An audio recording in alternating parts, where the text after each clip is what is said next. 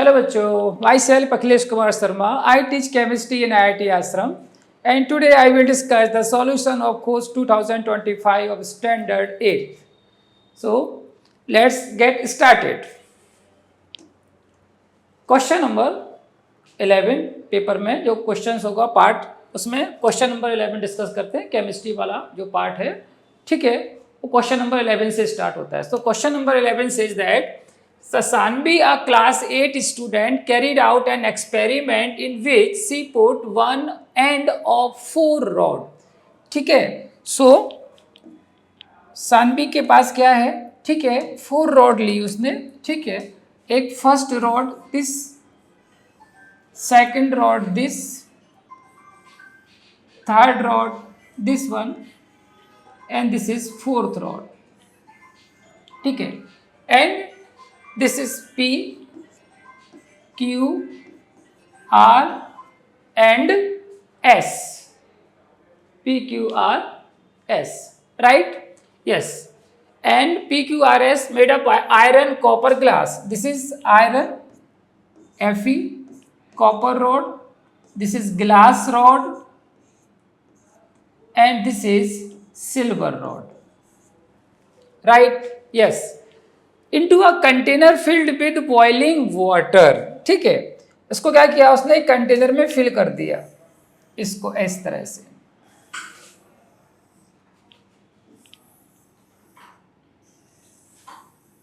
ठीक है, और यहां पर क्या है, बॉइलिंग वाटर, इसको बॉईल कर दिया. ये हमारा वाटर है. ठीक है, इस रॉड का एक एंड है वो हमने इसमें डिप कर दिया. ठीक है, ये इसको हमने बॉयल कर दिया, बॉयल वाटर. ठीक है, अब हमको ये देखना है कि यहाँ पर जो रॉड है, राइट, कौन सी रॉड है हमारे पास, यहाँ पर है ये Fe का जो वन एंड है, ये जो हमारा कॉपर का एंड है, इसमें जो ग्लास है, और ये हमारा सिल्वर है.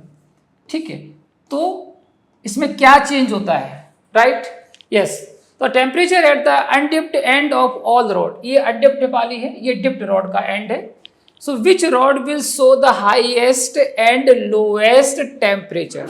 तो इनमें सभी चारों रॉड्स में से out of iron, copper, glass and silver, ठीक है, which one had most heating temperature, है ना. So this one has most heating temperature because silver is a good conductor of heat as compared glass, copper, ठीक है, and iron. तो ये कौन सी rod है हमारी, S. तो S कैसा होगा, is a hottest part of this. ठीक है, जो रॉड है उसका ये पार्ट कैसा हो जाएगा, hottest, because is a good conductor as compared to iron. And lowest temperature, अब लोएस्ट टेम्परेचर सबसे कम किस में होगा, जो सबसे ठंडा या कोलेस्ट टेम्परेचर जिस रॉड में होगा या उसका हीटिंग कम होगा, तो आंसर आएगा glass. Glass is a poor conductor of heat. So it is, ये कैसा हो जाएगा, कूलेस्ट होगा कंपैरेटिवली अदर रॉड्स, और ये पार्ट कैसा होगा, हॉटेस्ट. तो सिल्वर हॉटेस्ट है और ग्लास आपका कूलेस्ट है, यानी R और S. तो ये आंसर जाएगा D. ठीक है, यस. तो question number 12, read the given statement and select the correct option. Statement 1. Statement 1 says that the conductivity of an electrolyte is very low as compared to the metal at room temperature. तो दो type के conductors होते हैं. एक तो होता है electrolytes. ये हमारा इलेक्ट्रोलाइट है जो लिक्विड स्टेज में होता है, लिक्विड फॉर्म में होता है. ठीक है, ये हमारा इलेक्ट्रोलाइट्स. और दूसरा होता है मेटल.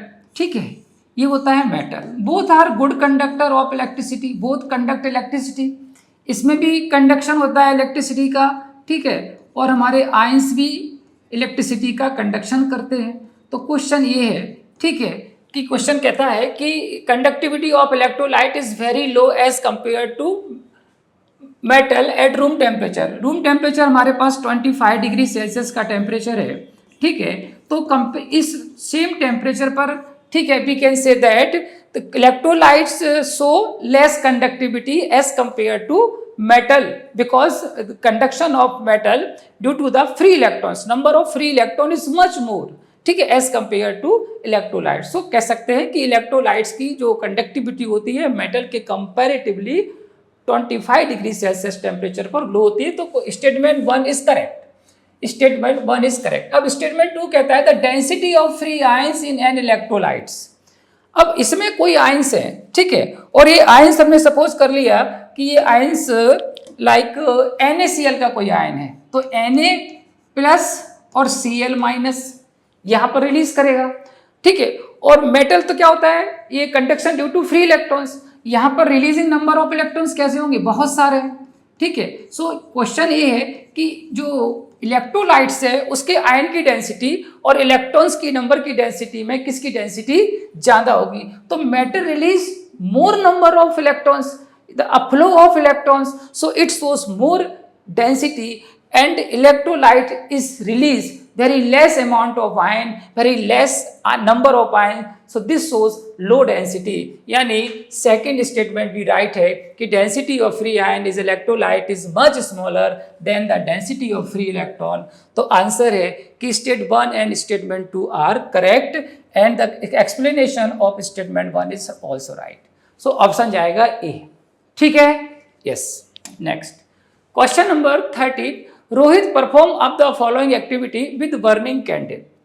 अब रोहित के पास एक बर्निंग कैंडल है, ठीक है, उस बर्निंग कैंडल को, ठीक है, उसने क्या किया, फर्स्ट ऑप्शन में candle 1 he covered the burning candle with a glass chimney, ठीक है, इसको ग्लास चिमनी के साथ उसने कवर्ड कर दिया, ठीक है, एक ग्लास चिमनी के साथ उसने इसको कवर्ड कर दिया, राइट, ये ग्लास चिमनी है, ग्लास चिमनी, यस, ठीक है। अब क्वेश्चन जो सेकंड कैंडल है, he slit a thin tin plate with a hole in the middle just below the, ठीक है, ये आपका एक दूसरा यो था हमारा कैंडल, ठीक है, उस कैंडल पर उसने एक स्लिट को एंटर किया, ठीक है, ये स्लिट किसकी थी, उसने बोला ये स्लिट हमारी टिन की एक स्लिट को एंटर करता है, ठीक है, इसके अंदर ये एंटर करता है, तो क्या होगा, ठीक है। और तीसरा है कि candle third he covered the burning candle with a glass chimney. तो यहाँ जो कैंडल है, ठीक है, ये हमारी जो सिंपल कैंडल थी, ठीक है, उसको उसने क्या किया कि चिमनी के साथ जो ग्लास चिमनी था उसको एक वुडन, ठीक है, वुडन ब्लॉक में रख दिया, ठीक है। तो वुडन ब्लॉक में रखने से अब क्या क्या होगा इन तीनों एक्सपेरिमेंट में, पहला कहता है smoke is produce in candle 3 due to less supply, नहीं, यहाँ तो ओपन ब्लॉक्स है, तो ओपन ब्लॉक से ऑक्सीजन उसको सफिशिएंट मिलेगी, तो ये आंसर बराबर नहीं हो सकता कि उसके अंदर लेस सप्लाई ऑफ, यहाँ तो फुली सप्लाई ऑफ ऑक्सीजन जो कैंडल होगी it burn freely, right. And second है candle 1 and candle 3 burn freely, तो कैंडल 1 फ्रीली बर्न नहीं है क्योंकि ये कवर्ड है ग्लास जार से, ये फ्रीली बर्न हो रही बट इसमें फ्रीली बर्न नहीं हो रहा, तो आंसर सेकंड भी कट हो जाएगा। अब थर्ड आता है कि tin plate conduct more heat toward the wick. अब जब टिन प्लेट को हम अंदर जाएंगे तो ये भी डिस्टर्ब करेगा कि लैक ऑफ ऑक्सीजन की सप्लाई होगी, ठीक है, तो ये it produce smoke due to having less supply of oxygen.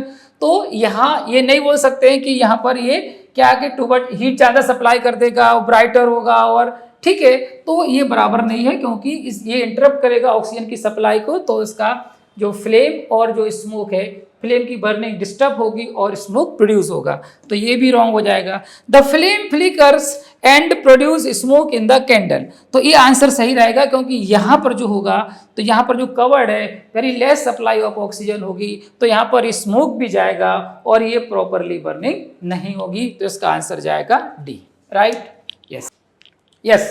तो next question, question number 14 says that कि 5 beakers are arranged and shown in the figure. Study the given setup carefully and select the correct statement. अब ये 5 beaker हमारे पास है, beaker A, B, C, D and E। ये 5 beaker हैं, इसमें किस type से रिएक्शंस हो रही है हमको चेक करना है। Reaction will takes place in beaker second, तो सेकंड में क्या रिएक्शंस हो रही है चेक करना है। ZnSO4 रिएक्ट विद Fe, क्या ये रिएक्शन होगी, नहीं होगी, Fe is less reactive, no reaction takes place, no reaction takes place, बराबर है। सेकंड में कोई रिएक्शन नहीं हो रही है। फिफ्थ पर भी दे रखा है, फिफ्थ में क्या क्यों रिएक्शंस हो रही है, फिफ्थ में हो रहा है CuSO4 का रिएक्शन Zn से, तो Zn is more reactive, it displace copper and it form ZnSO4 plus Cu। Yes, यहाँ ये रिएक्शंस हो रही है बट सेकंड में नहीं हो रही, तो ये ऑप्शन हमारा कट हो जाएगा। सेकंड ऑप्शन है a colour change will takes place in beaker first and fifth. Fifth में तो कलर चेंज हो रहा है, कैसा हो रहा है, ब्लू से कैसा जा रहा है, वाइट, ठीक है। लेकिन हमको देखना है क्या फर्स्ट में भी कलर चेंज हो रहा है, तो first reaction CuSO4 plus Fe के साथ है, तो CuSO4 plus Fe is more reactive, it displace copper, ठीक है, एंड इट फॉर्म FeSO4, ठीक है। एंड Cu इज फ्री, ये ब्लू कलर है और ये ब्लू कलर से ग्रीन कलर में चेंज हो रहा है, ठीक है। तो colour change will takes place in beaker 1, ठीक है। तो बीकर 1 में कलर चेंज हो रहा है, बात सही है, एंड और फिफ्थ में भी कलर चेंज हो रहा है, तो हमारा पहला आंसर तो ये हो गया कि बी होना चाहिए, ठीक है। फिर थर्ड में आते हैं, white deposit will be formed on copper turning in beaker fourth number का हमारा जो है, ठीक है, ये फोर्थ नंबर का है हमारा, ये हम यहाँ पर फोर्थ नंबर का करते हैं, कलर थोड़ा चेंज कर लेते हैं, ठीक है। ये मैं यहाँ पर व्हाइट कलर में ले लेता हूँ, ठीक है। तो फोर्थ नंबर का, ये मैं यहाँ फोर्थ नंबर का ले रहा हूँ। फोर्थ नंबर में क्या है कि MgSO4 रिएक्ट विद कॉपर, तो यहाँ पर नो रिएक्शंस, फोर्थ नंबर पर तो रिएक्शन ही नहीं होगी क्योंकि कॉपर इज लेस रिएक्टिव, तो white deposition will B form on copper fourth, ये तो रॉन्ग हो जाएगा क्योंकि कॉपर इज लेस रिएक्टिव, तो यहाँ रिएक्शन नहीं हो रही है। अब फोर्थ नंबर पे आते हैं, a brown deposition will be formed on iron filing, ठीक है, इन वीकर फर्स्ट, ये वीकर फर्स्ट है, ठीक है, ये मेरा आयरन फिलिंग था, इस पर ब्राउन कलर का डिपोजिशन हो रहा है, ये बात सही है, ठीक है। और दूसरा बोलता है and zinc granule and weaker fifth, और ये जो जिंक ग्रेन्यूल है इस पर भी ब्राउन कलर का फिलिंग हो रहा है, ये भी सही है, तो बराबर है आपका कि ब्राउन कलर का फिलिंग इसमें हो रहा है फर्स्ट में और किसमें हो रहा है फिफ्थ में, तो ये हमारे सही है, यानी fourth answer is right. Reaction will takes place in all the beaker, सभी रिएक्शन सभी बीकर में नहीं हो रही है, तो ये हमारा फिफ्थ भी रॉन्ग हो जाएगा, तो इसका आंसर जाएगा सेकंड एंड फोर्थ, ऐसा ऑप्शन कहाँ दे रखा है, बी में, ठीक है। तो इस क्वेश्चन 40 नंबर क्वेश्चन का आंसर होगा बी, ठीक है। यस, नेक्स्ट क्वेश्चन देखते हैं। अब नेक्स्ट क्वेश्चन है कि select the correct statement, dry powder of chemical like sodium bicarbonate. Sodium bicarbonate का फॉर्मूला होता है NaHCO3, और पोटेशियम बाइकार्बोनेट सेम, इसका फॉर्मूला भी KHCO3। अगर मैं इसको हीट करता हूं तो यहाँ पर मुझे मिलता है Na2CO3 plus H2O plus CO2, ठीक है। सेम ऐसा ही यहाँ पर मैं इसको हीट करता हूँ तो K2CO3 plus CO2 plus H2O, इन दोनों रिएक्शंस में ही हमें क्या मिलता है, CO2 गैस यहाँ पर इवॉल्व होती है, बराबर है। Yes, so bicarbonate bend disease near the fire give of CO2, बिल्कुल सही बात है। अगर कोई फायर सब्सटेंस है वहाँ पर सोडियम बाइकार्बोनेट पोटेशियम बाइकार्बोनेट को लेते हैं तो वो after on heating it give CO2 जो कि उसको एक्सटिंग्विश करने का काम करती है फायर को, तो बराबर है, ये वन तो हमारा बिल्कुल राइट हो गया। अब सेकंड है कि water should be use to extinguish fire cause by cooking oil. Cooking oil की अगर मुझे फायर एक्सटिंग्विश करना है, कुकिंग ऑयल को मैं फायर एक्सटिंग्विश करना है तो हम वाटर का यूज नहीं कर सकते, क्योंकि वाटर क्या होता है, हैवी होता है, वो ऑयल के नीचे आ जाएगा, ऑयल ऊपर ही रहेगा तो बर्निंग ऑलवेज चलती रहेगी और बढ़ती रहेगी, लेकिन वो होगी नहीं, एक्सटिंग्विशन नहीं होगा, तो हमारा ये सेकंड तो रॉन्ग हो जाएगा।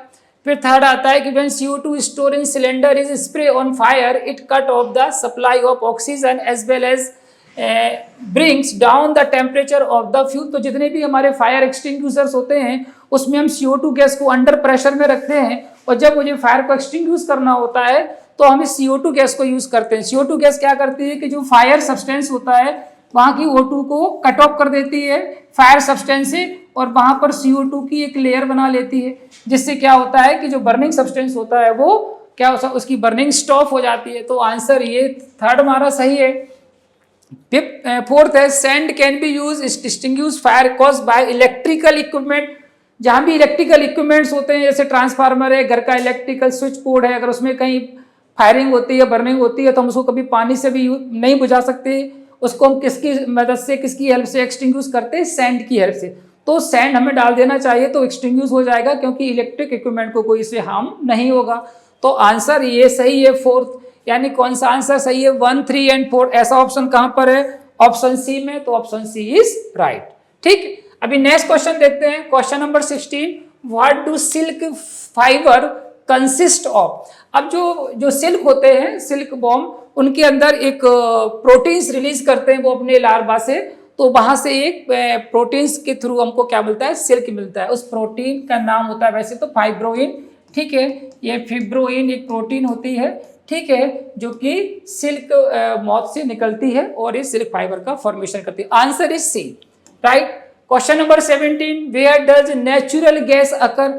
नेचुरल गैस मतलब जो नेचुरली जिनके डिपॉजिट, नेचुरल गैस के डिपॉजिट्स कहाँ होते हैं, हमेशा जो पेट्रोलियम होते हैं, पेट्रोलियम के जो डिपॉजिट्स होते हैं उनकी अपर एनवायरमेंट्स में होते हैं। तो अपर एनवायरमेंट्स यानी एबव द पेट्रोलियम ऑयल, तो ये हमेशा कहाँ मिलेगा, बिलो नहीं मिलेगा, अलोंग नहीं मिलेगा, इनसाइड नहीं मिलेगा, always above the petroleum deposits. तो आंसर हो जाएगा ए।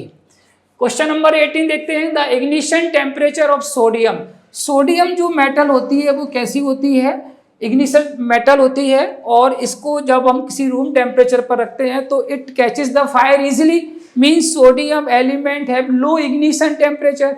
इग्निशन टेम्परेचर क्या होता है, the temperature, minimum temperature at which the substance just start to burn catches the fire easily.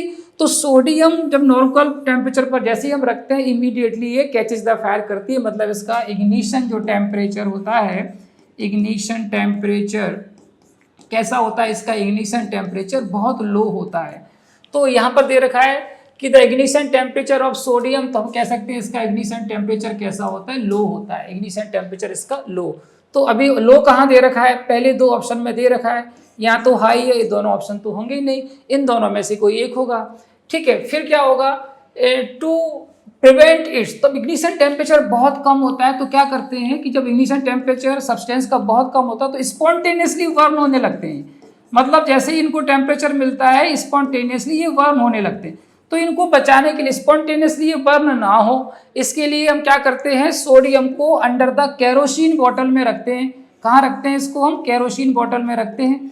तो इसको बचाने के लिए, कैसे बचाने के लिए, स्पॉन्टेनियस बर्निंग से बचाने के लिए इसको हम केरोसिन ऑयल में रखते हैं।